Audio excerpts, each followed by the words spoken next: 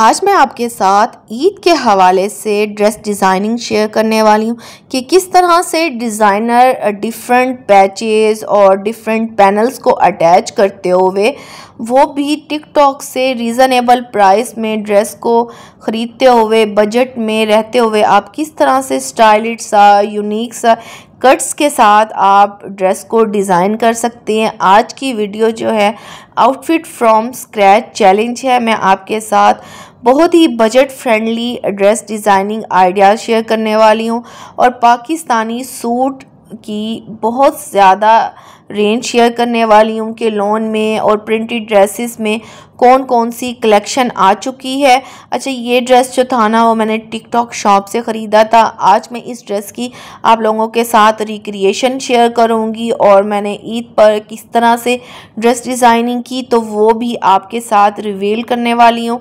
आज की वीडियो बहुत ज़्यादा इंटरेस्टिंग होने वाली है, तो फुल वॉच कीजिएगा मेरी वीडियो को। ऑर्गेनिक रोज़मेरी हेयर ऑयल की तरफ से मुझे ये ऑयल रिसीव हुआ था। अच्छा, ये इतना कोई मज़े का ऑयल है ना, इसको यूज़ करने के बाद ही आपके 3 डेज़ में आपके जितना भी हेयर फॉल है सब रुक जाएगा। ये आंवला रीठा सिकाकाई से बना हुआ है और इसको जो है वो नेचुरली तौर पर हर्ब्स में इन्फ्यूज़ किया गया है। अच्छा, ये ऑयल इतना कोई मज़े का ऑयल था ना कि मेरी जितनी भी हेयर्स की प्रॉब्लम्स थी ना सारी सॉल्व हो गई और हेयर ग्रोथ होना शुरू हो गए। इस ऑयल बनाने वालों का ये चैलेंज है कि आपके 3 डेज़ में जितना भी हेयर फॉल है रुक जाएगा और हेयर ग्रोथ करेंगे विद मनी बैक गारंटी के साथ। चैनल को सब्सक्राइब कर दें, लाइक कर दें, शेयर कर दें, कमेंट करना मत भूलिएगा। अस्सलाम वालेकुम माय यूट्यूब फैमिली, कैसे हैं आप सब। उम्मीद है कि सब ठीक ठाक होंगे। अल्हम्दुलिल्लाह से मैं भी ठीक हूँ। आप लोग सोच रहे होंगे कि मैं आज आपको कहाँ लेके जा रही हूँ। आज मैं आपके साथ जा रही हूँ लॉन के ड्रेसेस की शॉपिंग करने। जैसा कि आपको पता है कि गर्मियाँ बहुत ज़्यादा बढ़ चुकी हैं और लॉन के ड्रेसेस और लॉन की कलेक्शन भी आ चुकी है। आज चलकर हम देखते हैं कि 2025 में लॉन के किस तरह से ड्रेसेस आए हैं और कौन से फैब्रिक पर हैं और किस क्वालिटी के हैं। तो मैं पहुंच चुकी हूँ बहुत ही फेमस भावलपुर की मार्केट में। अच्छा, यहाँ पर बहुत ही खूबसूरत चिकनकारी के लॉन के ड्रेसेस थे जो कि बहुत ही बारीक कपड़े में थे और सॉफ्ट फैब्रिक में थे। इसके ऊपर चिकनकारी बनी हुई थी और बहुत ही अच्छे लग रहे थे। आगे बड़ी ईद भी आ रही है तो उसके हवाले से भी यहाँ पर काफ़ी सारी कलेक्शन थी। अच्छा, चिकनकारी के जो ड्रेसेस होते हैं ना अरसे से इस्तेमाल किए जा रहे हैं और हकूबा चिकनकारी के ड्रेसेस भी काफ़ी ज़्यादा फेमस हैं। अब स्किफली चिकनकारी भी काफ़ी ज़्यादा फेमस है। अच्छा, यहाँ पर बहुत ही खूबसूरत लॉन के प्रिंट थे, डिज़ाइंस थे और इनका जो फैब्रिक था ना बहुत ही खूबसूरत फैब्रिक था। मोस्टली जो इनके साथ दुपट्टे दिए गए थे वो खाड़ी नेट के दुपट्टे दिए गए थे जो कि समर के हवाले से अगर देखा जाए ना बहुत ही मॉडर्न और स्टाइलिश भी लगते हैं। अच्छा, ये जो लॉन के ड्रेसेस होते हैं ना, इन्हीं ड्रेसेस को आप वेडिंग्स पर भी पहन सकते हैं। तो आप सोच रहे होंगे कि किस तरह से, तो मैं आपको आइडियाज़ देने लगी हूँ। इन ड्रेसेस के साथ आप शरारा, गरारा, फर्शी शलवार साथ स्टिच करवा के और साथ गोटे की अगर लेसिस को इस्तेमाल किया जाए, लाइट सी उसके ऊपर एम्बेलिशमेंट कर दी जाए ना, तो वो बहुत ही खूबसूरत ड्रेसेस बन जाते हैं। मीन्स है कि आप लॉन के ड्रेसेस को ही एक फॉर्मल ड्रेसेस में चेंज कर सकते हैं।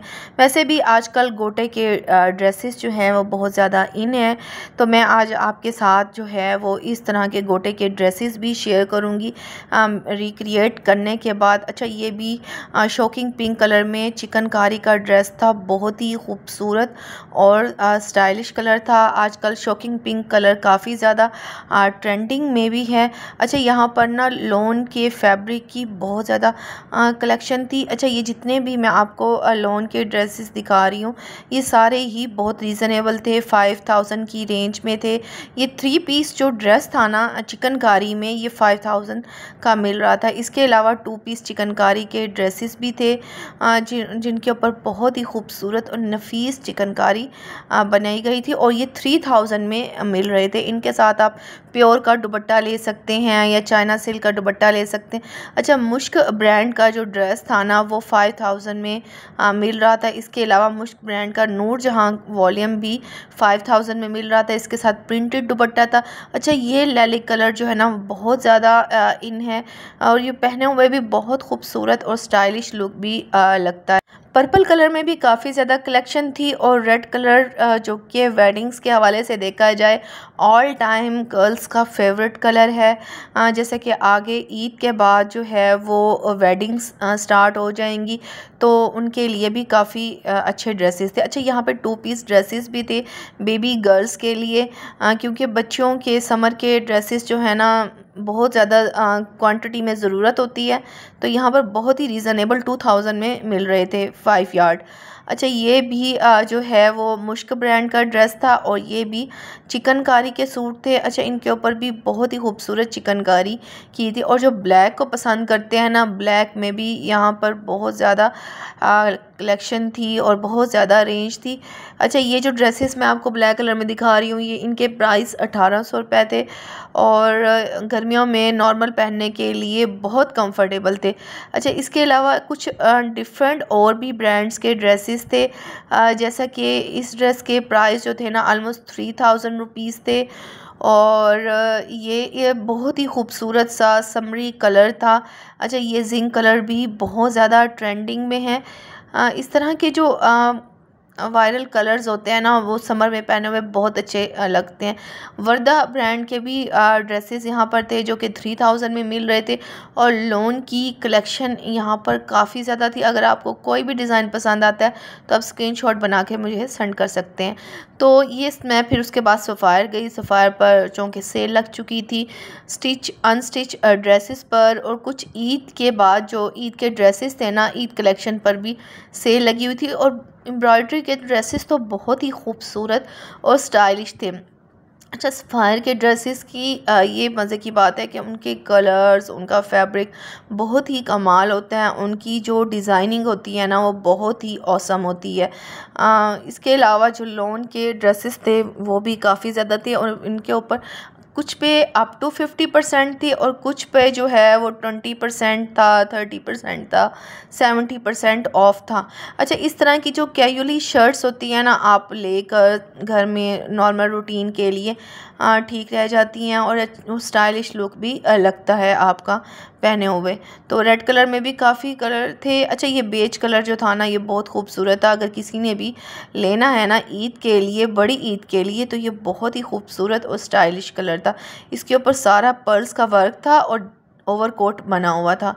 अच्छा, इसके अलावा ये रेड कलर में भी जो red colour newly married girls हैं जिनकी शादी हुई है तो उनके लिए बेस्ट था। अच्छा, ये ड्रेस जो था ना वो मैंने परचेज़ किया था धानी ग्रीन कलर। ये ग्रीन कलर आजकल बहुत ज़्यादा वायरल हुआ है तो ये ड्रेस जो था ना वो मैंने परचेज़ किया था। टिकटॉक पे एक पेज था तो वहाँ पर मुख्तलिफ़ ब्रांड्स के ड्रेसेस जो थे ना वो बहुत ही रीज़नेबल प्राइस पर मिल रहे थे तो मैंने भी ये ड्रेस परचेज़ कर लिया। अच्छा, इसके जो थे ना वो तमाम पैचेस अलग अलग से थे। अच्छा, ये ड्रेस जो मुझे मिला था ना ये 3000 रुपीज़ में मिला था। अच्छा, ये इसके साथ ना मुख्तलिफ़ पैचेस थे और इसके अलग अलग पैनल्स थे। ये इसका सेंटर का पैनल था और दोनों जो थे ना ये साइड के पैनल्स थे, इनको जॉइंट करके स्टिच करना था। अच्छा, इसका जो फैब्रिक था ना वो बहुत ही सॉफ्ट था, बहुत ही कमाल की लोन थी। तो इसी फैब्रिक की वजह से इसी क्वालिटी की वजह से मैंने इसको टिकटॉक से परचेज़ कर लिया।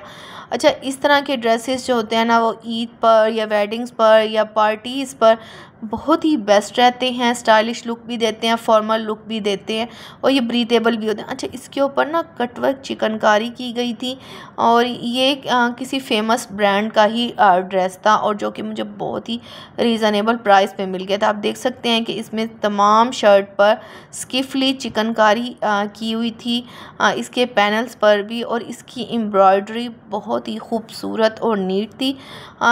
तो दोनों साइड के जो पैनल्स थे ना उनके ऊपर भी चिकनकारी की गई थी। अच्छा, ये 2 पैचेस थे इसके साथ ही। तो मैं इसको डिसाइड कर रही थी कि इसको एक जो था ना वो इसकी एम्ब्रॉयडरी की जो पट्टी है उसको बाजू पे लगवा दूंगी और एक को बैक पर। इसको मैं सोच रही थी या तो इसको नेक लाइन पर अटैच कर दूं या इसको दामन पे अटैच कर दूं। तो इसकी मैं डिज़ाइनिंग लास्ट में करके ना आपको बताऊंगी कि मैं इसको किस तरह से अटैच कराऊंगी। अच्छा, ये इसके साथ एक ये बॉर्डर भी था। इस बॉर्डर को मैं सोच रही थी कि इसको दामन पर अटैच कर लूँ। अच्छा, इसके साथ शर्ट के साथ ना ओपन शर्ट भी बनवाई जा सकती थी और सिंपल लॉन्ग शर्ट भी बनवाई जा सकती थी। तो मैं इसको जो है वो हकूबा चिकनकारी का ड्रेस में चेंज कराने वाली हूँ। अच्छा, ये साथ इसके ना ये 2 एम्ब्रॉयडरी के डिज़ाइंस थे जो कि बहुत ही खूबसूरत इसकी एम्ब्रॉयडरी लग रही थी। ये इसके आर्म्स का फैब्रिक था, आर्म्स, और ये जो था ना इसका दुपट्टा था। अच्छा, इस दुपट्टे पर जो है ना बहुत ही खूबसूरत फैब्रिक था, बहुत ही खूबसूरत कटवर्क स्टाइल में एम्ब्रॉयडरी की गई थी। पूरी दुपट्टे में स्प्रे स्टाइल में एम्ब्रॉयडरी के फ्लावर्स डले हुए थे। अच्छा, इस दुपट्टे को मैं सोच रही हूँ कि इसकी कटवर्क करवा के ना इसके ऊपर लेस को अटैच कर दूँ। तो देखते हैं कि इसको किस तरह से मैं स्टिच कराती हूँ। तो इस वीडियो को कंप्लीट देखिएगा, और जिन्होंने अभी तक मेरे चैनल को सब्सक्राइब नहीं किया तो वो मेरे चैनल को जल्दी से सब्सक्राइब कर दे। और लास्ट में मैं आपके साथ अपने ईद का ड्रेस भी रिवील करने वाली हूँ कि मैंने किस तरह से पहना।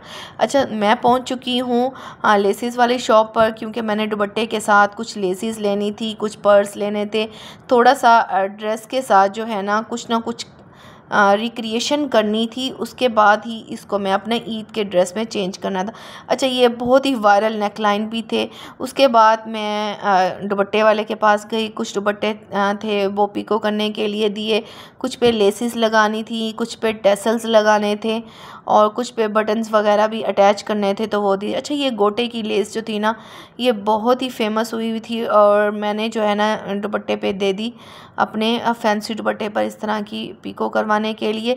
ये पिको नहीं थी बल्कि ये लेस थी गोटे में, जो कि बहुत ही स्टाइलिश और ख़ूबसूरत थी। अच्छा, फिर मैंने साथ ही अपना जो ड्रेसेस थे वो भी टेलर को गाइड कर दिया कि किस तरह से स्टिच करना है। अच्छा, ये लेस भी मुझे बहुत पसंद आ रही थी। ये भी सिल्वर कलर की गोटे में थी और इसके ऊपर तारों का वर्क किया गया था। अच्छा, इस तरह की जो क्रोशिया लेस होती है ना समर में दुपट्टों पे लगाने के लिए ना बहुत ज़्यादा परफेक्ट है, बहुत स्टाइलिश भी लगती है, कंफर्टेबल भी रहती है और धोने से ख़राब भी नहीं होती। अच्छा, यहाँ पे काफ़ी सारे ये दुपट्टे बने हुए थे और ये सारी ही इनके ऊपर क्रोशिया पिको की हुई थी, कुछ के ऊपर लेसिस का यूज़ किया गया था। लेसिस के साथ ना आप बेपनाह रिक्रिएशन कर सकते हैं, आपको न्यू आइडियाज़ मिल जाते हैं। जब लेसिस को आप देखते हैं ना तो ख़ुद से ही आपके माइंड में आइडियाज़ आने शुरू हो जाते हैं। कुछ एम्ब्रॉयडरी के दुपट्टे थे जिनके ऊपर मैंने काविया करवाना था और काविया करवाने के लिए मैं इस शॉप पर आई हुई हूँ। पहले जो है वो एम्ब्रॉयडरी करेंगे, फिर उसके बाद जो है उसका काविया कर देंगे। तो एम्ब्रॉयडरी के लिए मैंने उनको धागे भी बता दिए थे। जब फाइनली मेरा ड्रेस स्टिच होकर आ गया है, मैंने दर्जी को बताया था कि नेक लाइन पर बहुत ही बारीक से पर्ल्स लगाने हैं और इस तरह से ओपन स्टाइल में कट्स रखवाए हैं और पाइपिंग करवा दी और ये वाइट कलर के इसके ऊपर स्टोन स्टाइल में बटन्स जो हैं वो अटैच कर दिया। अच्छा, इसके ऊपर आप देख सकते हैं कि जो चिकनकारी बनाई गई है ना तो बहुत ज़्यादा विजिबल नहीं है। इसके नीचे ऑर्गेन्जा लगाया हुआ था और जो कि बहुत ही खूबसूरत लग रहा था। इसके जो पैनल्स थे इन दोनों पैनल्स को मैंने दोनों साइडों पे अटैच करवा दिया था। बैक जो थी वो मैंने बिल्कुल प्लेन रखवाई थी बट एम्ब्रॉयडरी को अटैच करवाए थे। अच्छा, ये दोनों पैनल्स वही हैं, उनको अटैच करवाया है। ये भी साथ एम्ब्रॉयडरी दी हुई थी। ये वो पैनल है जिसको मैं पहले सोच रही थी कि नेक के डिज़ाइन में इंक्लूड कर लूँ, बट ये दामन पे ज़्यादा खूबसूरत लग रहा था तो मैंने इसको दामन पे अटैच कर दिया। और ये जो आप देख सकते हैं कि सारा इसको जो है वो मशीन एम्ब्रॉयडरी के साथ इसकी स्टिचिंग करवाई है, फैब्रिक को अटैच करते हुए फैशन पट्टी का यूज़ किया है। साथ जो है वो जिगजैग लेस मैंने चारों साइडों से अटैच करा दी है। नीचे जो है वो एक चौड़े बॉर्डर में लेस को अटैच कर दिया है, जो कि साथ ही मुझे मिली थी। अच्छा, ये ड्रेस मुझे बहुत ही रीज़नेबल प्राइस में टिकटॉक शॉप से मिल गया था। ये ड्रेस के जो प्राइस थे ना बहुत ही मिनिमम थे और 3000 रुपीज़ में मिल गया था। अच्छा, ये पैच इसको मैंने दामन पे अटैच करवाया था और इसका मैंने काविया करवाया था, इसका भी काविया करवाया था और दुपट्टे की जो स्टाइलिंग थी ना उसका भी काविया करवाया था, तो उसकी भी मैं आपको लास्ट में डिटेलिंग दिखाऊंगी। अच्छा, ये फैशन पट्टी अटैच की थी और नीचे जो इनर का फैब्रिक बड़े ही नीटली तरीके से सेंटर में ही अप फ्रंट पर ही अटैच किया था, बैक पे अटैच नहीं किया था। अच्छा, ये ड्रेस बहुत ही खूबसूरत लग बेल बॉटम स्टाइल में इसकी आर्म्स लगवाई थी। अच्छा, ये वो एम्ब्रॉयडरी के 2 पैच हैं। इन 2 पैचेस को मैंने आर्म्स पे भी अटैच करवाया था और बैक पर भी अटैच करवाया था। बैक की मैं आपके साथ अभी स्टाइलिंग शेयर करूँगी। अच्छा, इतनी नीटली तरीके से दर्जी ने ना लॉन्ग शर्ट स्टिच की थी ना, बहुत ही खूबसूरत फिनिशिंग दी गई थी। अच्छा, ये वो वही एम्ब्रॉयडरी का पैच है, इसको मैंने बैक पर ऊपर अटैच करवाया था और दामन पर भी वही सेम एम्ब्रॉयडरी का जो पैच था ना उसको भी अटैच करवाया था। अच्छा, ये जो एम्ब्रॉयडरी का पैच था ना आर्म्स पर भी यूज़ हो गया था, दामन पर भी यूज़ हो गया था, क्योंकि फ्रंट पर ना कोई भी एम्ब्रॉयडरी का पैच नहीं था, तो मैंने उसी लेस को यूज़ करते हुए बना लिया था। अच्छा, ये इसका जो ट्राउज़र रखवाया था ना मैंने बिल्कुल स्ट्रेट डिज़ाइनर स्टाइल में बनवाया था, बिल्कुल पेंट स्टाइल में था और इसकी स्टिचिंग बहुत खूबसूरत थी। बिल्कुल इसकी जो कट्स थे ना वो स्ट्रेट स्टाइल में थे और इसकी जो आप देख सकते हैं कि स्टिचिंग बहुत ही ऑसम की गई है और ये नीचे जो फैब्रिक अटैच किया था उसको बिल्कुल पैंट स्टाइल में अटैच किया था। ऊपर से जो इसके ऊपर इलास्टिक की अरेंजमेंट थी वो दोनों साइडों से रखी गई थी, क्योंकि ये लॉन का फैब्रिक है तो लॉन के फैब्रिक के साथ जो है ना वो इसी तरह की ही ठीक रहती है। अगर सिल्क फैब्रिक है या शिफॉन का फैब्रिक है तो आप जस्ट बैक साइड पे लगा लेना इलास्टिक, तो वो एनफ हो जाता है। अंदर से स्टिचिंग भी बहुत ही नीटली थी। अच्छा, ये मेरा ड्रेस था। अच्छा, ये ड्रेस मैंने ईद के फर्स्ट डे पहना था और आप देख सकते हैं कि कितनी खूबसूरत इसकी स्टाइलिंग लग रही है। पैचेस बड़े खूबसूरत तरीके से अटैच किए हैं। ये मैंने ईद के लिए शूज़ लिए थे, साथ मैंने वॉच पहनी थी, कुछ परफ्यूम्स वगैरह हैं और अच्छा, इसके दुपट्टे पर आप देख सकते हैं कि मैंने जॉइंट लेस लगवाई है और इस दुपट्टे का भी काविया करवाया था, जैसे ये दामन के पैच का काविया करवाया था। अच्छा, ये ड्रेस पहने हुए बहुत खूबसूरत लगा था, इतना कोई कमाल कलर था ना, ये कलर इतना कोई फेमस हुआ था ना। इस कलर के ड्रेसेस इस दफ़ा ईद पर बहुत ही मुश्किल से मिल रहे थे। मेरे चैनल को सब्सक्राइब कर दें, लाइक कर दें, शेयर कर दें, कमेंट करना मत भूलिएगा।